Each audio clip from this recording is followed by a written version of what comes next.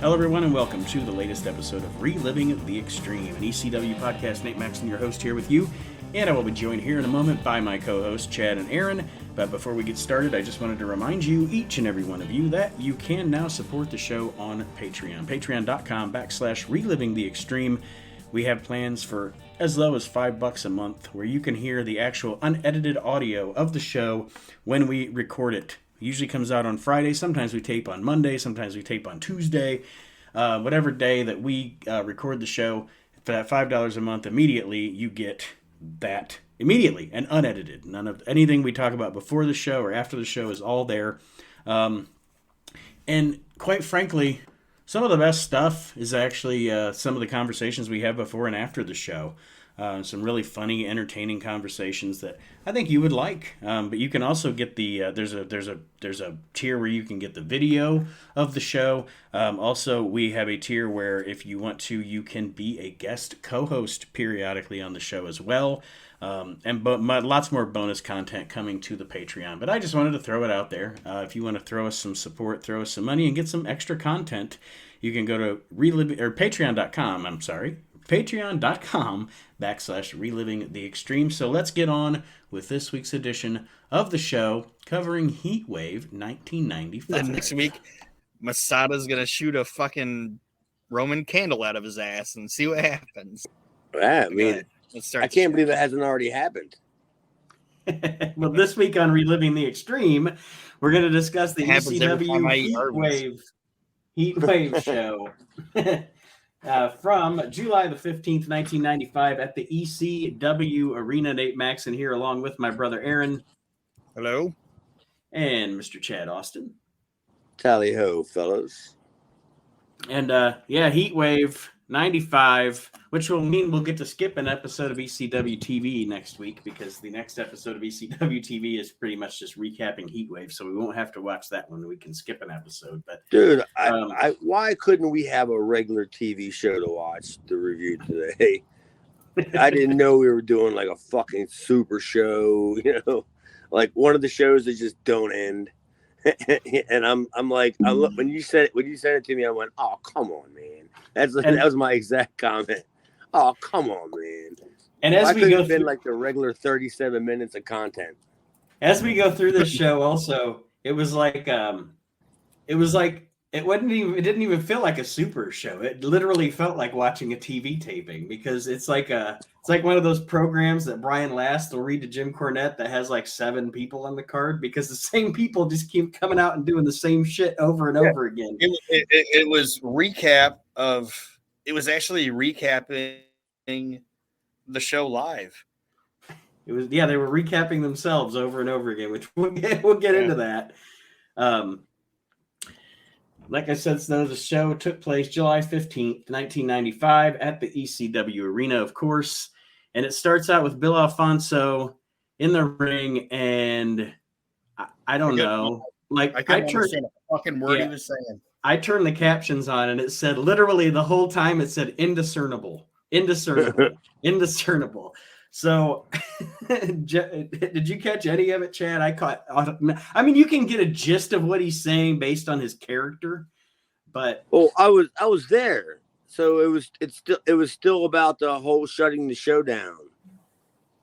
About the there was not going to be any because wasn't there was like a street fight or or something, whatever, and we weren't going to have any of that, Daddy.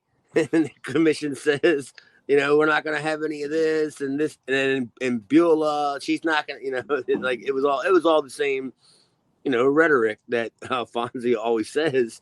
But yeah, it really wasn't anything that was sustainable, that meant really much. It was just Fonzie just laying out what was going to happen, like, later on kind of thing. He was telling you what wasn't going to happen, but he was telling you, this is the way he booked the show.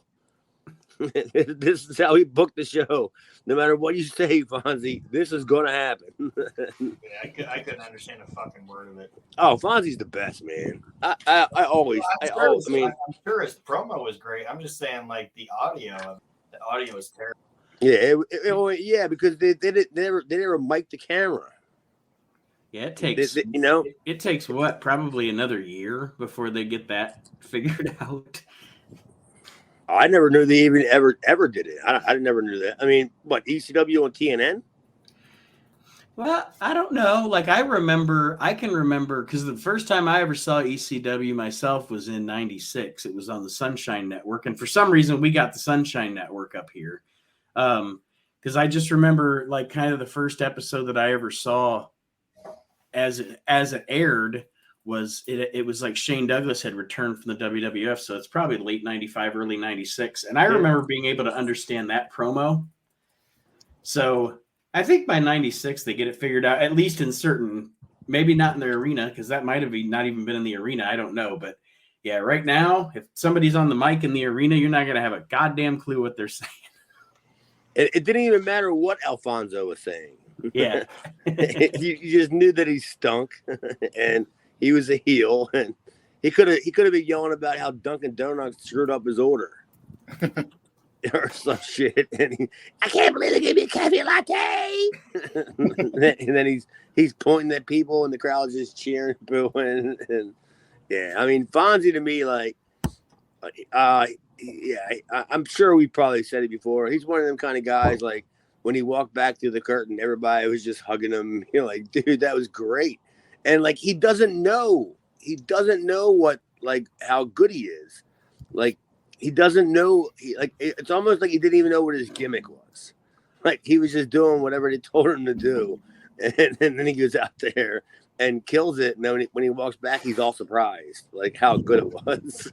Like, yeah. I don't know, Daddy. I don't know. Where is that crack? He's all looking around. Instead of shaking hands, he's looking for somebody to put something in his hand.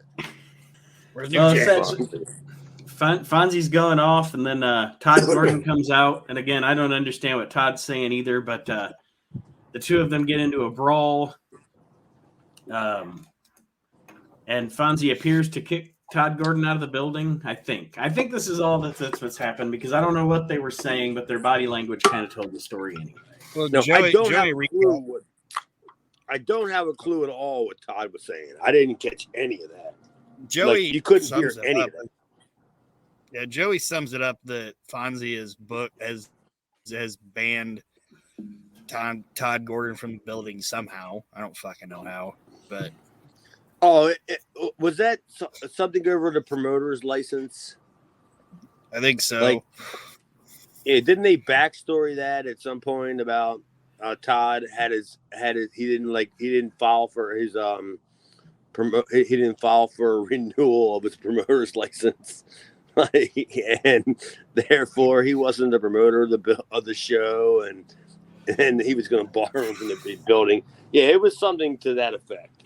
But whatever, it's still Fonzie, man. Todd's terrible. God, he's terrible. Todd Gordon. The opening match of the show is Mikey Whipwreck against Storm and Mike Norman. And better than I thought it was going to be. Yeah, it wasn't that bad at all. I did notice a WCW Trash at the Beach sign out in the crowd, which made me laugh. That was fun. But no, these guys had a good match. I mean, Mikey sold good for Norman. Like, he got more. It was more Mike Norman than it was Mikey. Really, Mikey was just playing the underdog here. Well, we're still in that era. We're still in the Mikey winning by accident. You know, like, and Mike Norman was a guy who's friends with Mikey. I don't know if you guys know that. He's the New York guy. He worked for that crappy company that they worked for, and I don't think at the time he was one of Mikey's trainees. I think he was one of the guys that kind of trained with Mikey when Mikey was breaking in. Am I incorrect? Is that ISPW? Is that the wrong? No. I think of the wrong promotion. Yeah, it wasn't that company. It was I mean, at that point, I don't even think that a company even really had letters. It was just it was just wrestling Saturday night. It was pro wrestling.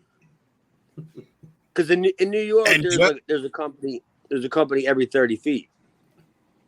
You know, like literally, there's a company every 30 feet in New York, and Mikey had a bunch of guys: Mike Norman, Paul Loria. Probably fucking Hervé Ernesto, probably as well. Was probably a Mikey guy, but Mikey would book job guys or TV guys, and I didn't think Mike Norman was that bad. No, like he did really good in this match, I thought. And Joey actually, I don't know if you guys will think it's dumb or not, but I thought it was kind of cool. Joey talked about in the match that Mikey has guys like Storm and Norman coming at him now since he was kind of successful because he had a TV title reign. He was tag team champion with Cactus Jack. Now he's got guys like Storm and Norman coming at him trying to be the next Mikey Whipwreck. All right, wait, that's the angle, man. That was the angle, right?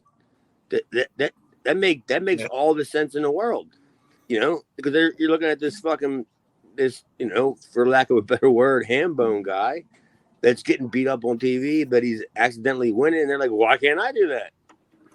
Well, we can only have one Mikey.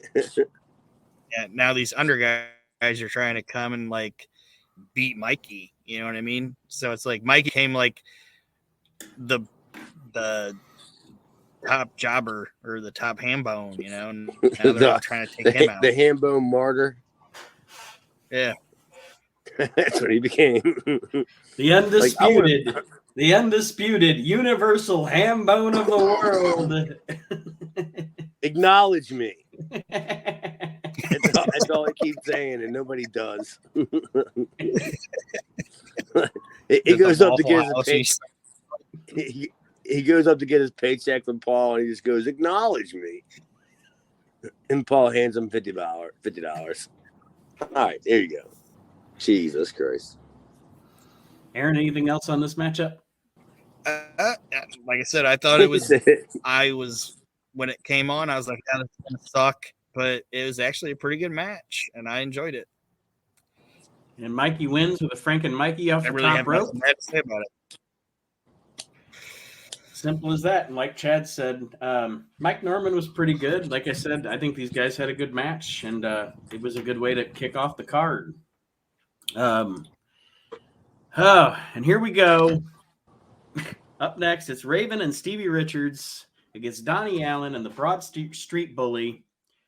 And this is where we begin our cast of characters for the evening here. Dudley's? You've got the let's see. Francine's involved, so Stevie Richards starts making out with her outside. A cat fight ensues between Beulah and Francine. Donnie and the Broad Street Bully win the match by countout because Raven's out here dealing with this bullshit. And all this is going on. And we haven't even started the insanity yet. Yeah, right? Yeah. The Pit Bulls then attack Raven and Richards. Then the Dudleys attack the Pit Bull. And then Raven is attacked by Tommy Dreamer. And they all brawl to the back.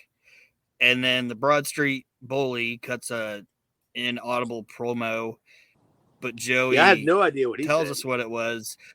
He was basically saying that they deserve a rematch because they just defeated the tag champs, even though it was by count out. And then Raven comes out and attacks them. And then there's more Dudley's Pitbull Dreamer interaction. And then Dreamer DDT's Raven. And then there's another cat fight. Yeah, it's like I said, this show is just like they did everything. They did everything I just described twice, and then they did it all again in reverse. My actual sentence was, "This was going so well until Dreamer," and then it's chaos. But they did everything. They did everything, and then Paulie was like, "That's great. Now go out and do it in reverse." Send everybody back out again. That's the rib. That's the rib. Make them all. And by the way, they were my favorite Dudleys too. The originals.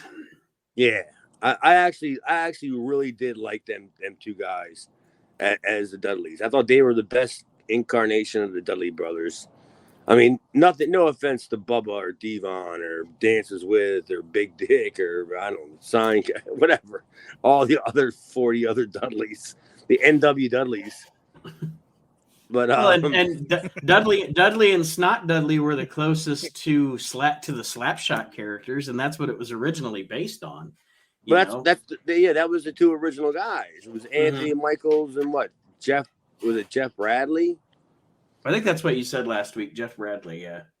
Yeah, and Anthony Michaels. Yeah, they were the two original Dudleys, and I thought if they would have given them time, they would have like really, really cultivated their character like a lot better, you know. But they were Florida guys, so it was travel. It was all that shit. I feel bad for him. Now I feel bad for him having to sit on the rented sofa and watching fucking Devon and Bubba go in the Hall of Fame. Like, we're the Dudley Boys. And they acknowledge Spike. And these guys are sitting on the rented center sofa being like, I was the Dudley Boys. I was a Dudley. Chubby Dudley sitting there with chocolate stains on the front of his tie-dye shirt. You know, sign guy Dudley's got a big sign saying, "What about me, Dudley?" You know, like they all got forgotten about because it wasn't Bubba and Devon. Dances with Dudley's gonna demand a reservation. Yeah, a reservation at Jimmy's Seafood. That's about it. I was appropriated. Yeah, I mean that to me was my favorite Dudleys because they didn't know any better. That was the best part about it. They didn't know where the gimmick was going to go. It was up to them to let the gimmick go to where it was going to go. It wasn't like Paul may have had the vision. Paul may have said, "Okay, this is what I want," but he picked two guys to fill the role, and I was like, "Okay, we'll let these guys fill the role, you know, and let them like run with it and see where they take it." But then it became, all right, well, now the Dudley Boys is a gimmick, is a character. We got to, like, you know, do shit with them and, you know, kind of cultivate them kind of thing. And it was just like, now they got Bubba and Devon, and both of them two guys were, you know, professional beyond belief, which I would have rather had two guys that weren't professional beyond belief that could have had some, like, more fun with it. But what do I know? I don't work there anymore. Nobody does. That's right. See where it got him. It's because of the Dudley Boys. Company went out of business. they didn't know how to book the fucking Dudleys. You know, all of that. If you would have known how to book the Dudleys, you'd still be in business. All of that insanity ensues. But don't worry, folks. All of these people are going to be back 2 more times. So you haven't seen the last of them tonight. The match that's next. I had to laugh at this one too. It's Hack Myers and Big Val Puccio, and this is their rematch from last week, and they do the same fucking finish they did last week. Yeah, Hack Myers and it was just at a different time. Finish. It was Hack Myers and SpongeBob Puccio doing the same fucking finish, and I don't know if I mentioned this last time we talked about it, but they have reversed haircuts. Did I mention that? No. If you look at it, Coochie, he has the bald head and the ponytail in the back, but Hack Myers has the bald hair and ponytail in the front. So they're like the Road Warriors. They can, yeah. But you plug these guys in, and all the power goes out. You know. It's like when you try to like plug your toaster and your microwave in at the same time and make breakfast. Fucking shit goes out. That's what happens. You trying to cook a scrambled egg in a toaster? Yeah, just crack an egg and put it right there in the toaster. Yeah, Big Val. They got reverse haircuts. Big Val Puccio is awful. I mean, like on a different level. Just he's terrible. I mean, look, they announced him at what 514 pounds, whatever. Seriously, he's one of those. He's one of those guys that's as wide as he is tall, and he's not tall. Right, exactly. He's 500 pounds wide, and he's terrible. And I kept looking at his arms, like this, like the flab. You know, it looked like they should have hung off Abdullah the Butcher's side, like was on his arms. You know, them flabs that are on Abby's arms. Like he had them, like, and he had sleeves on, and they were still hanging below that. He had sleeves on sleeves on sleeves. And he put all those sleeves on sleeves on sleeves, and it makes him look like a fucking them wooden blocks that kids play with, like babies play with. Imagine if they would have had Under Armour then. You're trying to squeeze big Val Puccio in an Under Armour shirt. Jesus Christ. He would have been all slim looking. The fat would have been all hidden somewhere. Well, the ECW fans hit Val with a "you fat fuck" chant. I enjoyed that. You fat fuck. I enjoyed that one. Right. And then, like I said, essentially, Puccio just does fat guy spots, your standard fat guy spots to Hack, and then they do the same exact missed elbow finish that they did last week, which I thought was actually pretty hilarious. Like where he just rolls over and covers him with his elbow. No one's watching these two. Nobody cares. Or it was Hack being like, and it was also probably Hack being like, what the hell else am I supposed to do with you? I mean, it sucked for Hack. Yeah. It literally sucked for Hack. Like, what are you going to do with him, you know? Because Hack's got his, the only thing Hack's really had was his comeback spot. The Shaw spot, and then his finish move, which he wasn't going to do the fucking Big Val Botchanek, whatever his name, whatever the fuck it is. He wasn't going to do that to him where he gives the 2 knees to the head kind of thing. You know, he wasn't going to do that to fucking, you know, Val. So but they had the big, whatever, collision or whatever the fuck it was, and then all of a sudden Hack puts his elbow on him, and the referee counts 3. Like, you fat fuck could not roll over with the guy's elbow barely even on you. That's sad. Hack's probably just trying to figure out, like, what's the best finish I can think of without you. Like, I don't want you to accidentally land on me. Right. Because you're built like a futon, and I don't want that to happen to me. No, he's a waterbed. Hack was like, I might have a career going forward. You're probably gonna die of diabetes by 97. So yeah, you can have a coronary. Let me figure out how I can not have you crush my lungs in the finish of this match. They're pulling cheeseburgers out of his pocket. That brings up a question would have for you, Chad. Have you ever worked with someone who was big fat like this guy? Big fat. Who was big fat fuck like this guy that you didn't know what to do? Like, what the fuck am I supposed to do? Oh no, man. No, I totally did. I worked with a kid that I trained in Maryland. His name was Steve McMillan, and we called him the Big Mac. He was like 5'8", but he was like 514 pounds. And he couldn't even walk up the steps to get into the ring. He had to get people to roll him into the ring, like underneath the ropes, kind of roll him into the ring. And we had a match where I just wouldn't let him touch me. Like everything he would do, put me in the corner. He would try to squash me. I'd move, you know, like all that. Like, there's no way you're touching me. And you know, his finish was the big elbow. And like when I looked in the locker room when he was showing me his arm, where he was talking about the elbow, I looked at the Liberty Bell, like hanging off the back of his arm, kind of thing. Like, I'm like, there's no fucking way you're doing this to me.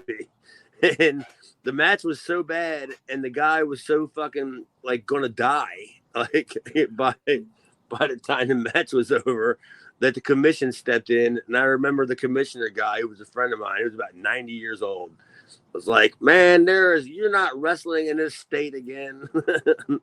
Like, we can't allow this. You're gonna die in the ring, and we can't allow this. And he only had like 4 matches. Yeah, but I totally did. Steve the Big Mac McMillan. I don't know. There's no chance the guy's probably still alive. He ate himself to death. Like pizza. Clearly, he started biting his forearms. It's like Pizza the Hut ate himself to death. And did you watch the other match? Big SpongeBob Puccio tried to roll out Hack tried to he tried to kick Puccio out of the ring, and he couldn't even roll under the bottom rope. No, he couldn't. Without his neck. He got hung up. He couldn't even roll underneath. He fucking rolled out of the ring and hooked his neck, or his fucking pumpkin, or whatever you want to call his neck. He tried to roll out of the ring and got stuck. It's like, you got a fucking problem, Coochie. I bet you he owns a pizza place. I was going to say, that's enough lasagna, Paisan. If he owns a pizza place, it's out of business. He Because ate himself out of business. He's definitely dead. There's no doubt he's dead. We have to confirm this. Yes. Val Puccio died. He died January 7th, 2011. I'm surprised he lived that long at the age of 45. Goodness. Dude, the best is if he owned the pizza place, he was delivering pizzas, but he was delivering empty boxes. He died pepperoni. 2011. Yes. Dear Lord. No, he had a long life. How'd he die? Diabetes? Oh, it's got to be. Let me see. He probably fell through his floor. He fell through his floor. Puccio died January 7th, 2011. He was 45. His death is thought to be caused by his obesity. Thought to be. Yeah. I wonder. There's a big fucking bag of fucking Snickers next to him. Empty. He was a pizza box hoarder. He had pizza boxes stacked up to the top of the back door instead of taking them out. That was did the autopsy. That might be the greatest. That might be the greatest line in the history of Wikipedia. Val Puccio's death was thought to be because of his obesity. Thought it could have been by the unopened Hot Pocket boxes that we found in his stomach when he conducted his autopsy.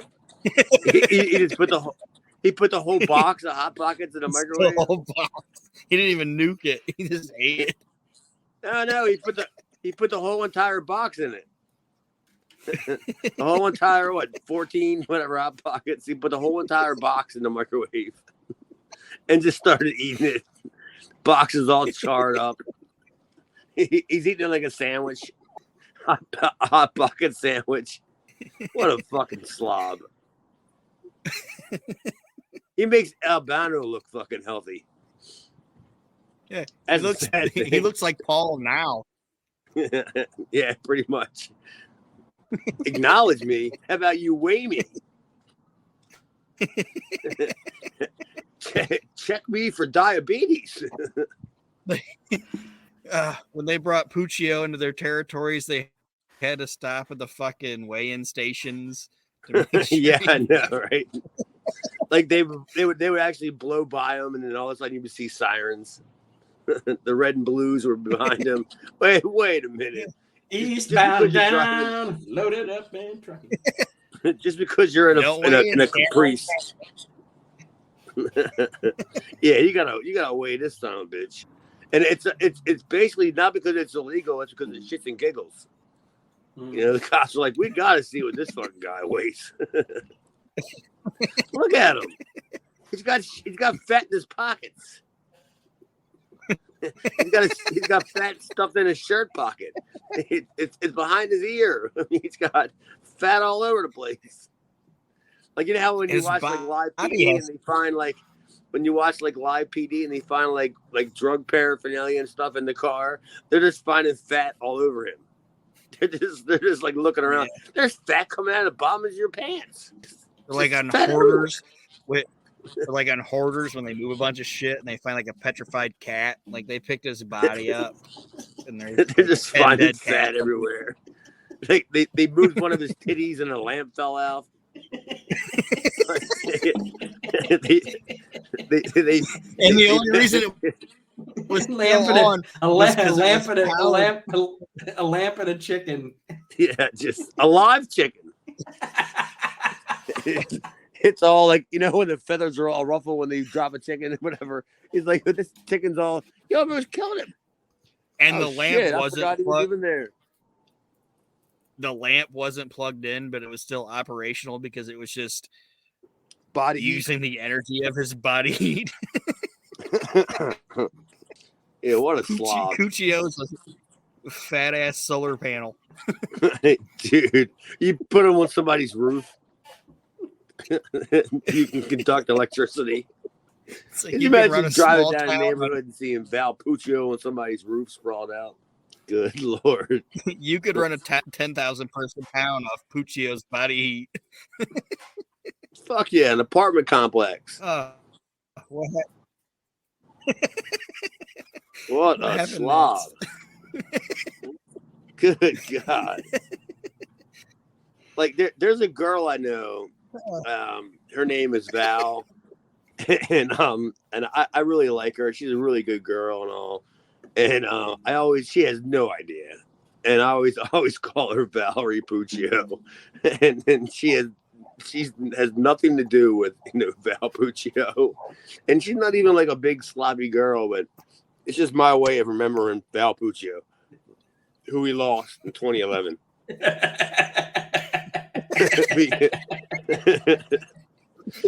It's a shame that he didn't die during the fucking COVID shit, the lockdown, because of the buffets and all closing up. Why couldn't he last till like 2020 or whatever it is, 2022, whatever, during the lockdown? He died because there was nowhere to eat. Unfortunately, we lost fucking Puccio in 2011, and his 32 pallbearers will never forget him. Would you imagine carrying that guy to a fucking grave? Shit. Dude. And if they cremated him, if they had to cremate him, he's probably still burning. You would have to bring in longshoremen. It smells like it's burning him. He's still burning, and it smells like a Dunkin' Donuts. A cafe latte. It's like it smells like a Dunkin' Donuts and an Indian filled baby diaper. Do you guys know what a longshoreman is? Yeah. Oh, you guys have them there in Ohio? We don't have them here, but I know what it is. All right, we have a ton of them here. Could you just imagine when they had the ships that come up with the big gigantic like trailers that go on the back of 18-wheelers, and there's the big crane that's picking up one of the things, and it has like R.I.P. Val on the side of it. They just dumped them in the Chesapeake. Just put that bitch out there. Let the fucking crabs eat them. Fucking slob. The crabs and the gulls, because he's gonna float. So the crabs and the gulls, he's buoyant enough to float. No, that's why they had to bury him in a fucking tractor trailer fucking thing, so it would sink. Could you imagine if you were commanding a vessel on the Chesapeake Bay, and all of a sudden, off to your starboard right, your GPS goes off, and it's a Puccio alert. Holy shit! And he's dressed the same way. Floating around in the bay. He's just floating around. And imagine a bloated dead Puccio. Good Lord. Holy shit.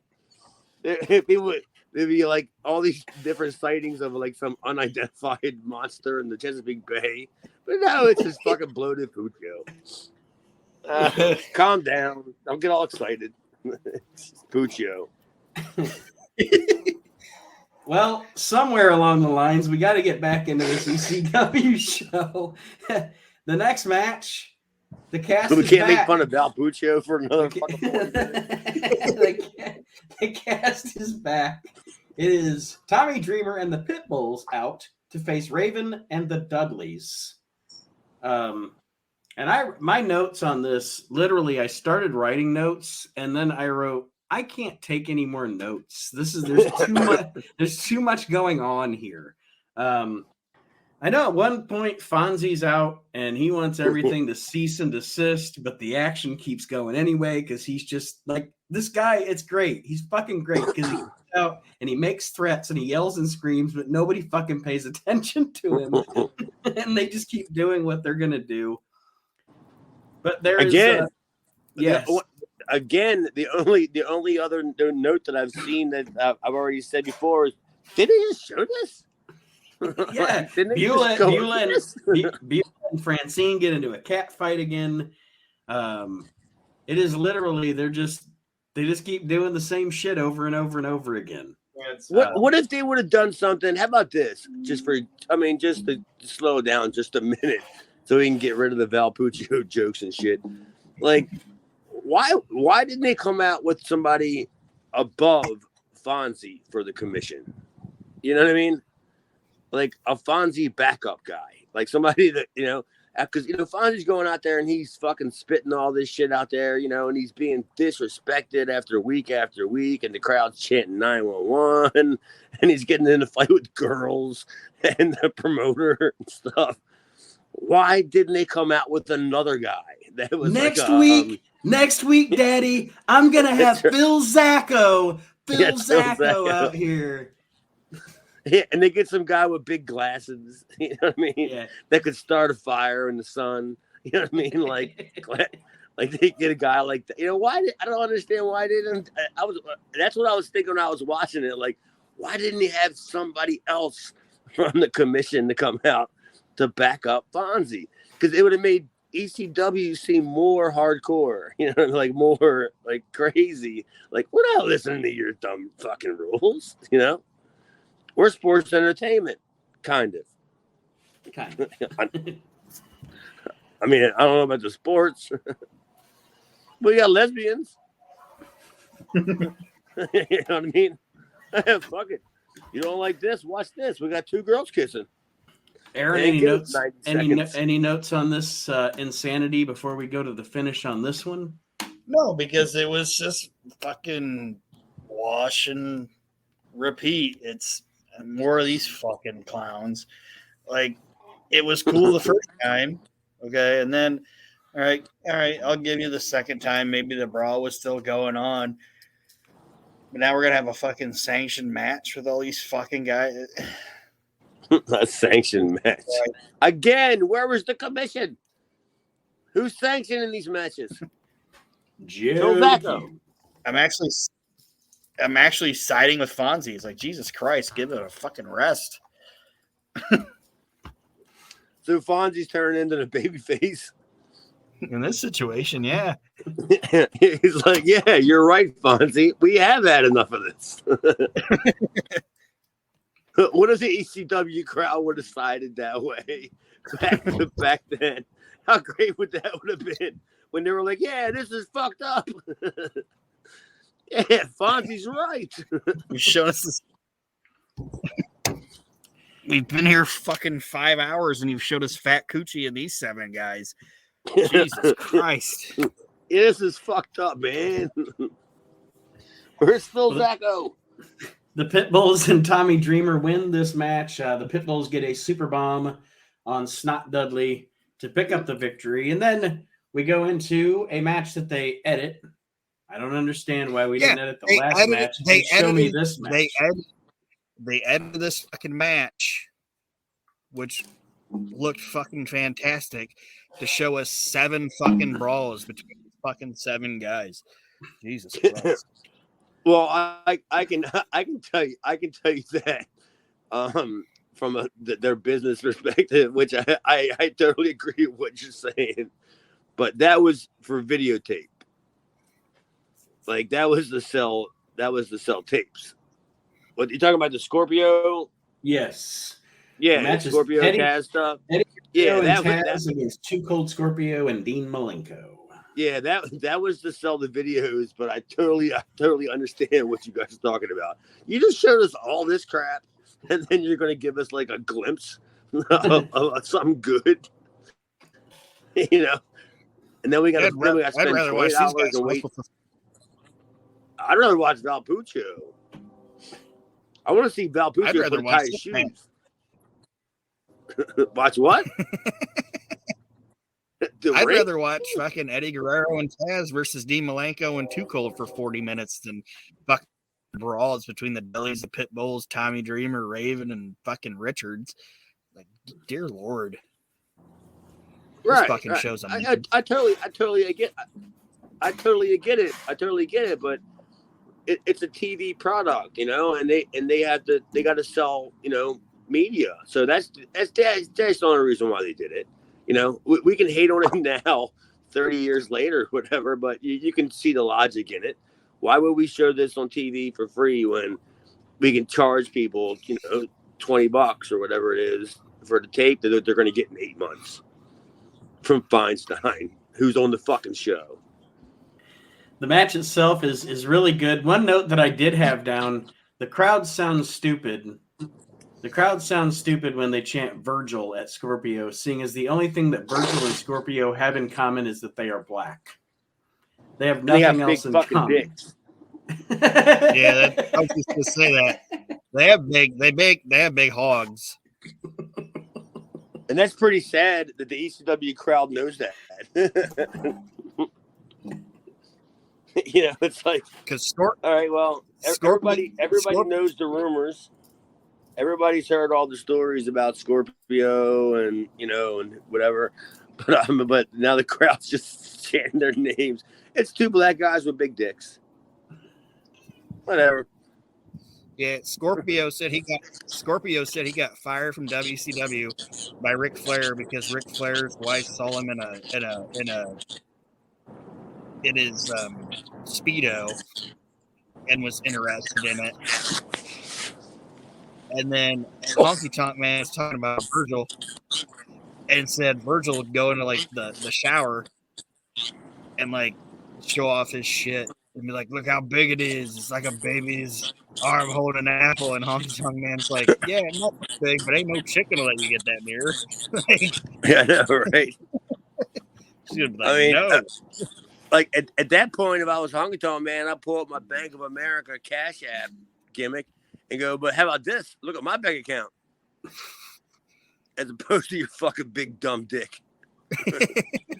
I mean, how many fucking kids are you fucking not paying for, you fucking idiot? I mean, he left not a paper trail everywhere he went. He left a trail of kids everywhere he went. Well, like I said, big dick story. Oh, go ahead, Aaron. No, I was just going to go into the match. Go ahead. My favorite big dick story. My favorite wrestler talking about somebody's big dick is Ricky talking about Robert, because he said Robert was, and he said, you know how most people like wristwatch walk over. He said, you know, like most guys walk over and stick it in. He's like, Robert sticks it in and walks over. Yeah, he oh shit, you there? I'm sorry, I dropped the phone. He also made a joke about how Robert could wrap his shit around his wrist and look like a watch. How do you fucking learn that shit? I mean, I know the guys are on the road forever. I know they got a lot of time in the car and stuff, but hey, what does Robert do sitting in the back seat? Hey, look, guys, in the front seat. Look at this. My dick's like a slap watch. Yeah, pretty much is what he did. Who gives a fuck? I don't give a fuck. Well, the original ending, the first ending to this match, Paul E hits Scorpio with the cell phone while Scorpio climbed up to the top rope. Taz hits a Tazplex and pins Scorpio, but what, Aaron? Did you notice, though? You know how WWE Network or whatever, Peacock or whatever you want to call it, they edit out everybody's music and put their own shit on it? Right. You know what I mean? They didn't do this. Like Frankenstein was on one's music. The dun dun dun dun dun dun dun. No, it wasn't on mine. It wasn't on mine. No, I didn't know what the. It was on mine. Frankenstein played clear as day. Like they didn't edit it out. Oh, you probably heard it through the bleed in, like from the back.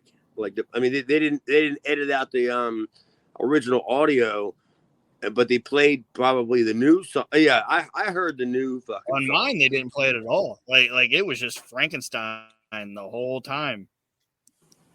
Huh, this shit. I wonder how that worked.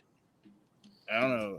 I guess maybe I did hear it through a bleed through, but like I distinctively heard 911's original music. So I'm like, maybe Vince McMahon paid money for Frankenstein. I don't think so. I don't think it happened. Not a chance. Not a chance in hell. Can you imagine that memo going through the office? We need to get clearance on Frankenstein for 911 for hardcore TV. and Fitz is going like, "What the fuck's hardcore TV? It's ECW." Oh shit! No, hey, that's not it. You know what I mean? I can't even believe they paid for fucking Cody's music. That's probably what he was pissed off. But we paid for the rights for Cody's music. We're not 911. He can go fuck himself. Fuck him. Well, Fonzie comes out and overturns the decision to let the match continue. And then we get a double pin pretty much. Lazy booking. Yeah, and Paulie and Fonzie continue to argue, and I have no idea why in the hell Fonzie even brought Feinstein into the ring. But Rob Feinstein winds up in the diddler. The diddler. Batman's greatest enemy. Yeah. It's the only guy that all the supervillains in Batman agree on. Is like, this guy all the bad guys team up with Batman just to go after the diddler. Yeah, I don't understand why the Feinstein I mean what was it because Feinstein was doing the footage? Or I mean at this I was gonna say he's definitely Go ahead, Aaron. Oh, go ahead, sorry. Well, no, the premise was that they didn't have instant replay and all this shit, but then Feinstein's involved because he has the videos, and Paulie's yelling at Feinstein and telling about how his video distribution sucks, and then they even drop like but they even drop like a Sabu thing, and they're like, Paulie's like, "Oh, your video distribution sucks," and this, that, and everything. And Feinstein even says, like, you know, you want to talk about my videos? The best-selling video we have is Best of Sabu, because that's supposed to get him some heat. Because Sabu is, like, you know, not with the company. Wow, that's pretty lame. His Japan shit or whatever. That's it was lame.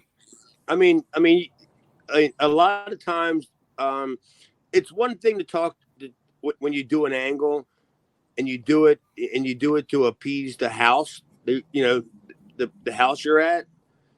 But when you're on TV, you got to understand you have, in the WWE's case, you have millions of people watching them from different places, so you got to appease the whole audience. They're appeasing to like a pizza slice. In sense of the audience, they're bringing in Feinstein for an angle. You know what I mean?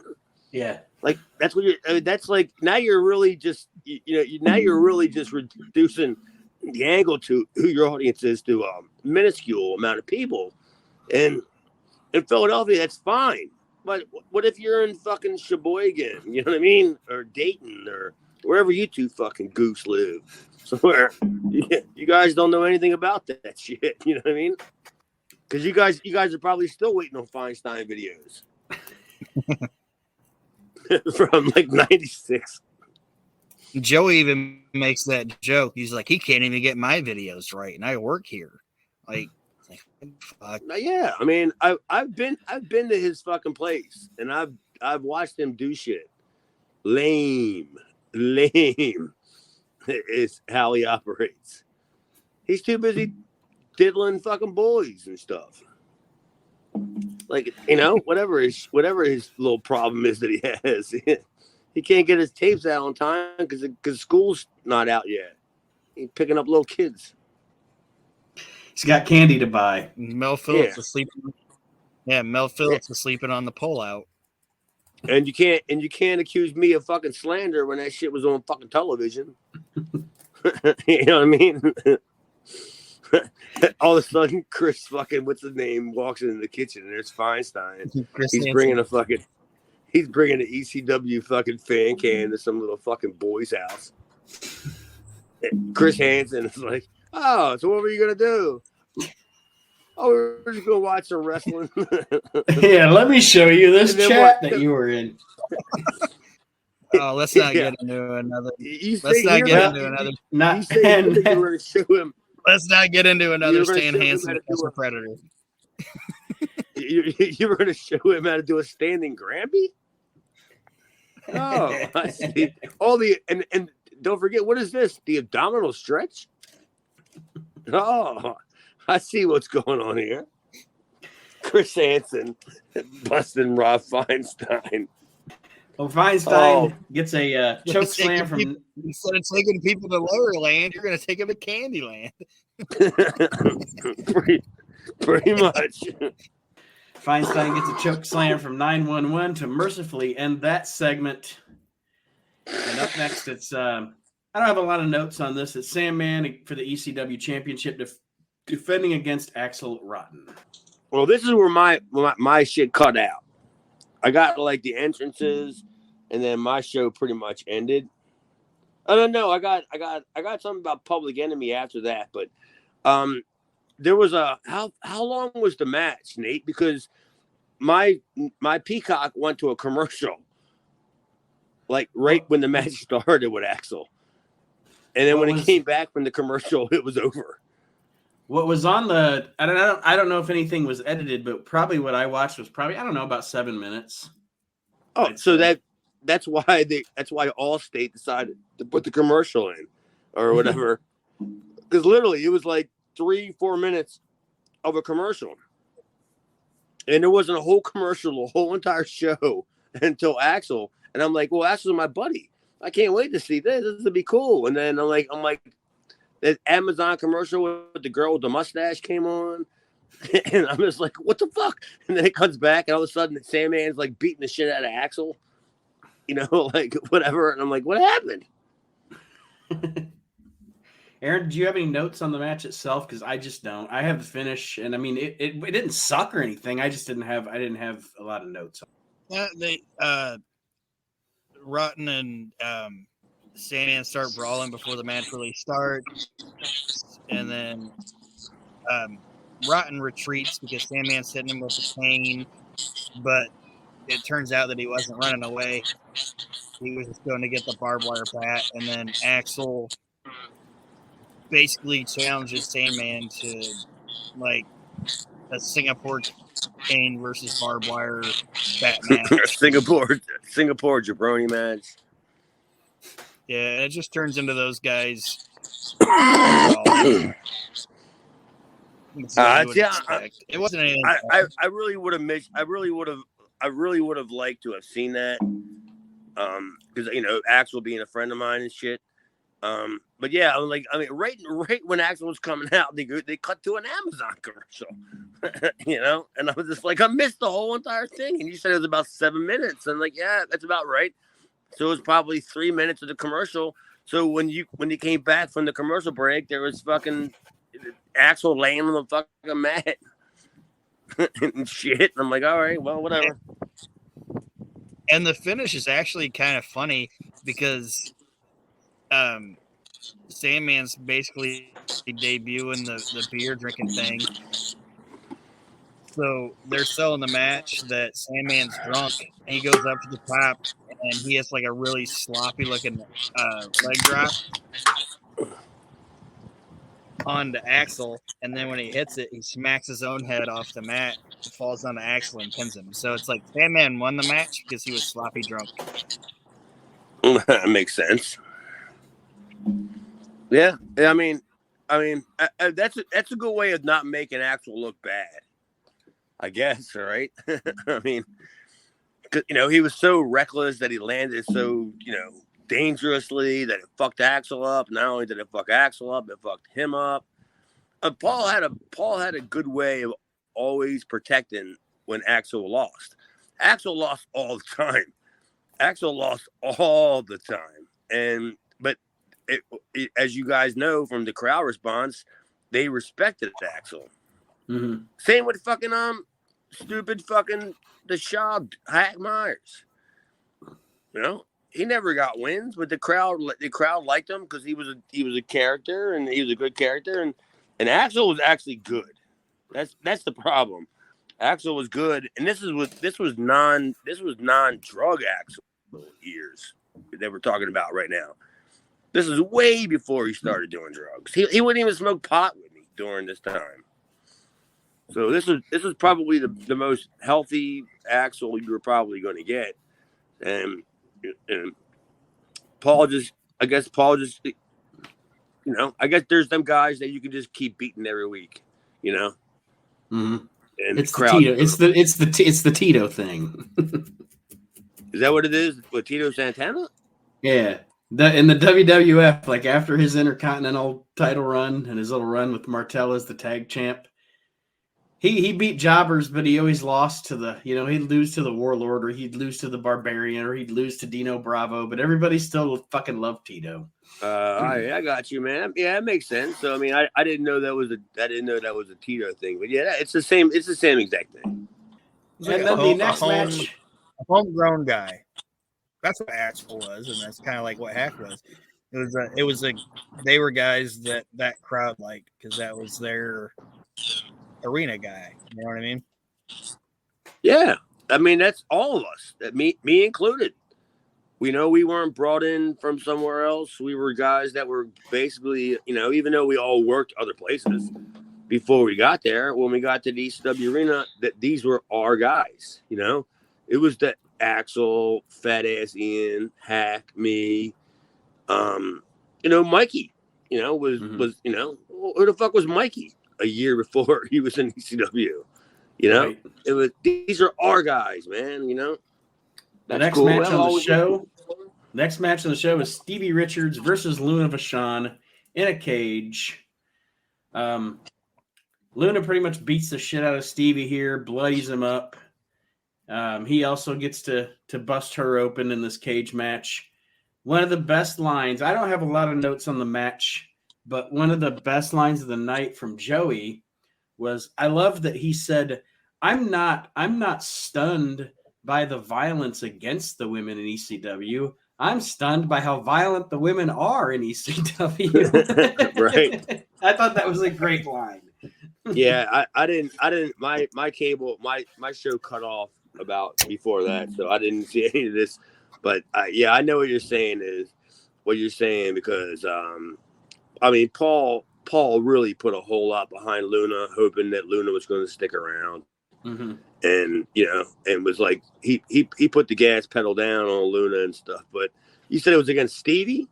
Yeah, and I mean for what it was supposed to be, it did everything it needed to, because you're putting Luna over. She's beating up this little pansy, Stevie Richards, and when he does get the advantage on her, literally he has to cheat to beat her. Or not to beat her. He doesn't beat her, but I mean, to get the advantage, he has to cheat. So he looks like a complete wimp, which is the point. And Luna looks like a badass, which is the point. Stevie did a really good job. Oh yeah. No, this whole thing was effective between the two of them. It was fun to watch. Yeah, they're characters, man. I'm not a big fan of Stevie, but he did great in his role from what I've seen. And Luna, come on, seriously, dude. I mean, Luna, she's right up there with the Sherry Martels.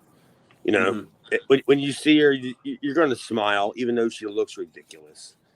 When you see her, you're just going to smile because you're happy to see her. It's like, hey, Luna, and she does the all right, you ain't got to. You ain't got to do the gimmick. No, that's her gimmick. That's not the way. It's not her working. That's how she talks. Like you're supposed to smoke cigars, not eat them. That's how she talks. Yeah, Luna's a class act, man. Well, Luna winds up winning this match with a testicular claw on Stevie Richards. She applies the claw hold to his nutsack, and Stevie gives up. And then, hey, our cast of characters is back out again. Here come the Pitbulls. Here come the Dudleys. Here come Tommy Dreamer. Here comes Yakety Sax is playing as they all make their way to the ring. Benny Hill? Everybody's back. Benny Hill's chasing all the guys to the ring. They're all running out, and all of a sudden, fucking Archie Mitchell's running out behind them. With a buggy Yakety Sax. He's jogging. All right. Walking at a pace. Yakety Sax. But what this does result in is after all the chaos, essentially what happens is Tommy Dreamer winds up alone in the ring with Raven. He gets out 2 pairs of handcuffs Raven to the cage, and then we get one of those iconic ECW moments. Raven handcuffed to the cage, and the chair shot heard around the world from Tommy Dreamer.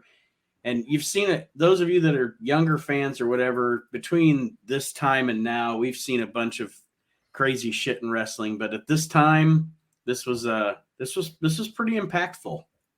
This is the Vic Steamboat Tony Atlas. Like, you're just gonna see this over and over and over and over again. Yeah, but you wanted to see it over and over, not Vic Steamboat Tony Atlas. You didn't want to see that over and over again. Yeah, you're right, man. It's what it was. It was the ECFW. Then boom. Yeah, I mean, Yeah. It's the first real iconic ECW moment. I guess so. I mean, I put the fucking Sandman blinded gimmick with the cane thing probably above that, but yeah, I mean, it's true. And As Shane far as, throwing like, down the belt. Shane, yeah, but that's one of them moments where ECW's starting to get some tread. You know, they're in way bigger markets. People, you know, it's more visible. Yeah, so that's one of the things where, wow, man. You know, you're not going to be talking about Eddie and Dean, how great the matches are. Did you see when the fuck the Raven or Dreamer hit fucking Raven? You know, with the goddamn chair. Because aren't we leading up to? We haven't watched it yet, right? The Pitbulls, Raven and Richards double dog collar. No, we're getting there. Yeah, we're getting there. Yeah. All right, because that in my opinion is the greatest match that I've ever seen live. I mean, literally, it is. I don't know if I've ever told you guys about it, but when I was seeing like hints of the shit sprinkled in, I was wondering if we had missed it or not. Because I'm sitting there like, dude, that's the greatest wrestler, and I don't fucking like Richards, and I particularly don't like either one of the 2 Pitbulls that are dead either. And, but that's the greatest match that I've ever seen live as a wrestling fan. And I know Aaron's going to tell me that Pitbull won or whatever is still alive, but he's not. It's the internet's slow, local man. flood record. I don't know. It's your internet. It's slow. He's been dead. Well, we move on to our final match of the evening here at Heatwave, and it is, of course, the Public Enemy and the Gangstas inside a cage with the weapons. And again, it's one of those matches that I don't have a lot of notes on it. It's hard to take notes on a match that's just guys just fucking bashing each other with shit. That bad? It's hard to take notes on a match that's that bad. Yeah. I mean, what are you going to do? It's 4 guys that can't work without a cage. And then you're going to limit them to put them within a cage. Well, it's then like it's going to suck that much worse. It's 3 guys that can't work. Well, who can work? Mustafa? I think Ted Petty can work. No, Ted Petty. I think his working days were behind him, buddy. I don't think he's working anymore. Okay. But I'm just saying, like, it to me, he's the wrestler of the group. Oh yeah, he's clearly If that the ring makes general. sense. I mean, well, instead The of only note I have. Oh, go ahead. Sorry. no, I mean, the only Ted Petty was definitely the ring general, where he's putting the match together while Johnny's outside smoking crack with Mustafa and New Jack, and Ted's probably putting the match together. Yeah, so he's definitely the ring general. Hey, did the USA chant break out during that match? Because after my 7-minute commercial break went off and it came back on, it was in the middle of this, and I swear I heard a USA chant. I couldn't make out what any of the chants were.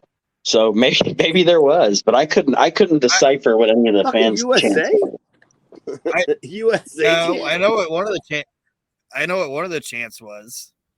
It was use the pallet, because they had 2 pallets in the ring, like inside the cage, leaned up, and the ECW crowd was saying, "Use the pallet, use the pallet." Oh, maybe that's what I thought was USA. USA. I'm like, well, who the fuck? USA. Is the Public Enemy facing the Soviet gangsters? Soldat Ustinov. The only other note that I really have, other than just talking about the finish of the match, is I have in quotations, was Mustafa pointless? Of course. Yeah, that's what Mustafa is. He was pointless, useless, worthless. Come on, give me some more lessons. Lessons what he is. He had his job because he looked crazy. I mean, that's essentially it. No, he was crazy. No, he really was crazy. But he was only crazy when he was smoking crack. Which was probably most of the time. Well, yeah, pretty much. You catch him at breakfast, fine. 9:08, not so fine. It's like eggs in the toaster and then onto the crack. Pretty much, yeah. I mean, that's sad. I mean, is he still alive too, or is he pitbull? He's still alive. There's no chance he's still alive. He's still alive. Mustafa's dead too? No, Mustafa's not dead. But he is dead. Yeah, but like seeing him in the morning times, like there'd be some times where I would go down to the hotel, like go down to the lobby to I would just be bored at like 2:00 in the morning, and he'd be still milling around down there, like, just hanging around, and he's goofy. Like you don't know whether he's all fucked up or he's just goofy.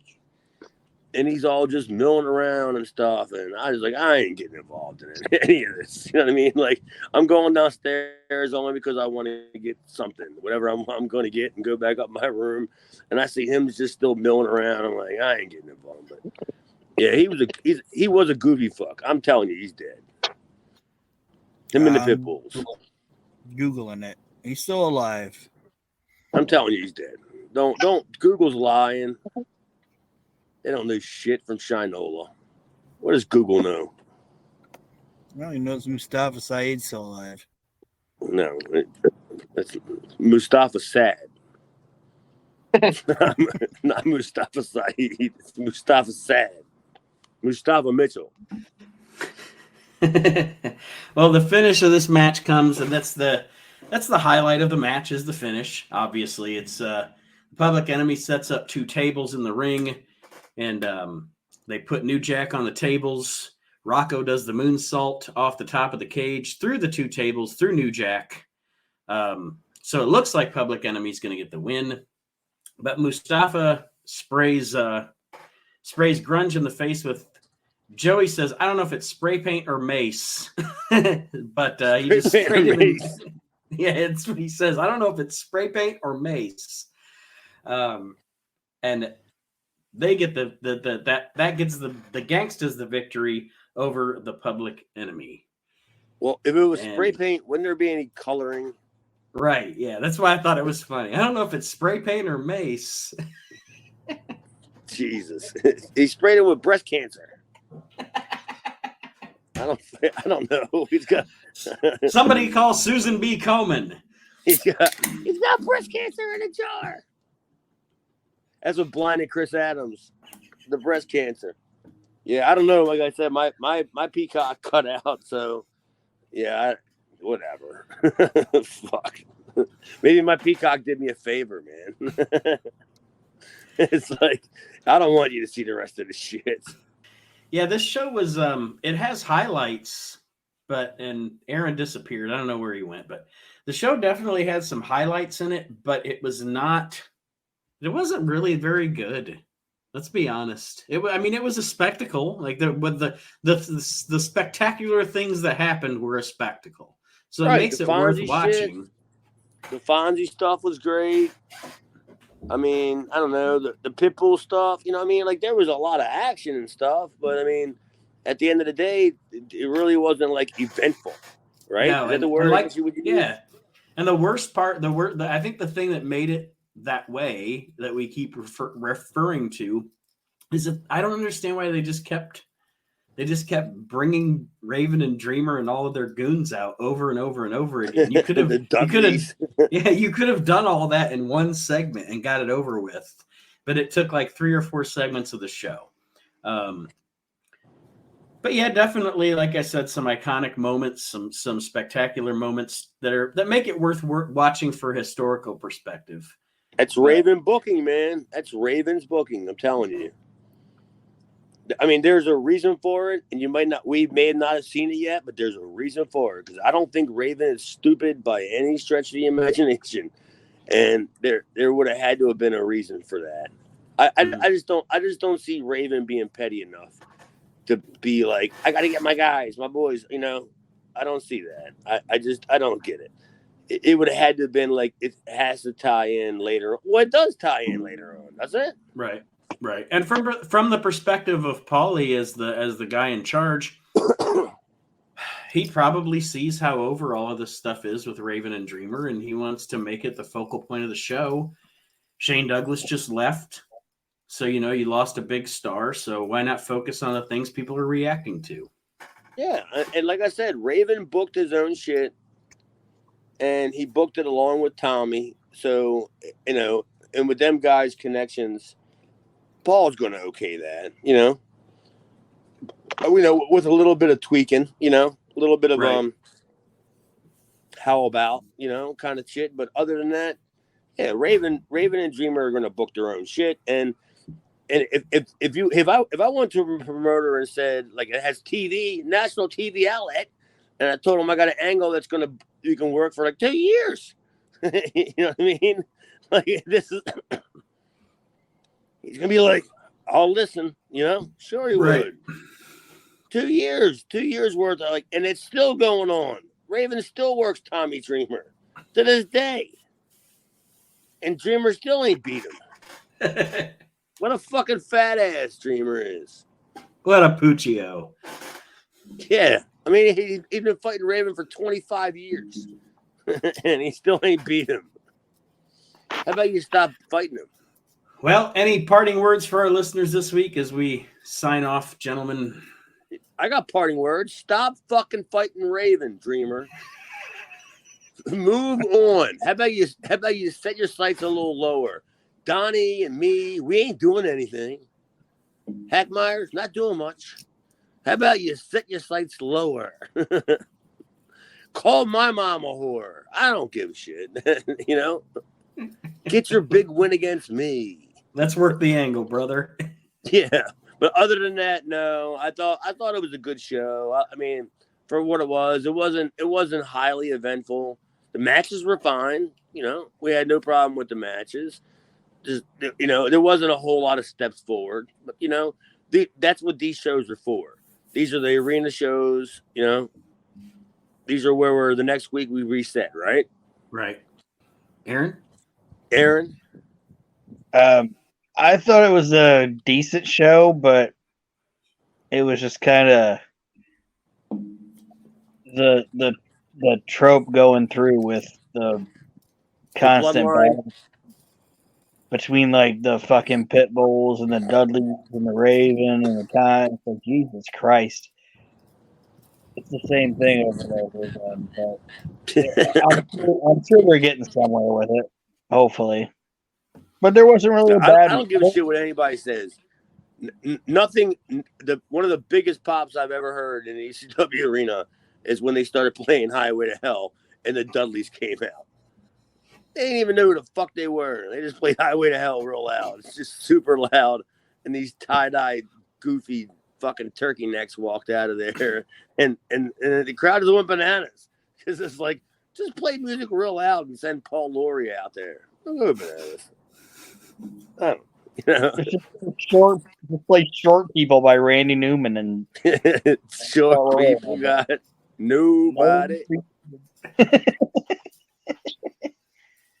And it sent Paul Laurie out. Yeah, where's Jason? Is he done?